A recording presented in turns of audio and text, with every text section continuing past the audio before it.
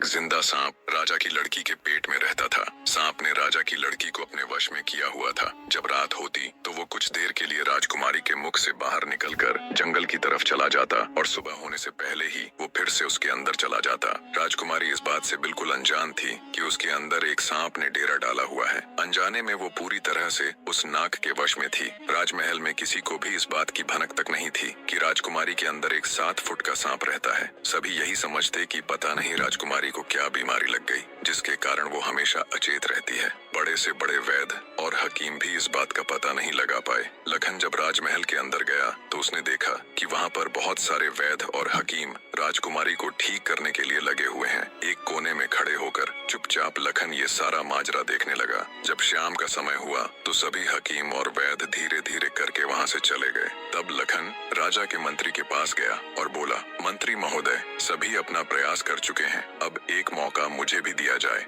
लखन की बात सुन मंत्री उसे अपने साथ ले राजा के पास जाता है और लखन का प्रस्ताव राजा के सामने रखता है। बेचारा हर तरफ से निराश हो चुका राजा एक बार अनमने ढंग से लखन की तरफ देखता है, फिर दुखी मन से कहता है, बताओ तुम मेरी बेटी का इलाज किस प्रकार करोगे। लखन राजा को प्रणाम कर बोला, महाराज, मुझे एक रात अपनी बेटी के साथ ठहरने की इजाजत दीजिए, तभी मैं किसी नतीजे पर पहुंच सकूंगा। एक बात और महाराज, मैं बिल्कुल एकांत में राजकुमारी के साथ रहना चाहता हूँ, तभी मैं अच्छे से ध्यान लगाकर राजकुमारी जी की बीमारी का पता लगा पाऊंगा। लखन की आत्मविश्वास भरी बातों से राजा के मन में हल्की सी उम्मीद जागी। उसने लखन को रात में राजकुमारी के साथ एकांत में रुकने की इजाजत दे दी। राजा की इजाजत मिलते ही लखन राजकुमारी के कक्ष में गया और उससे कुछ दूर एकदम चुपचाप बैठकर उसे देखने लगा। जैसे ही रात के 12 बजे का समय हुआ तो अचेत अवस्था में पड़ी हुई राजकुमारी के मुंह से सांप बाहर निकला और महल के परिसर से होता हुआ जंगल की ओर चला गया। ये सब देख लखन दंग रह गया। वो बिना कुछ हरकत किए चुपचाप वहीं बैठा रहा।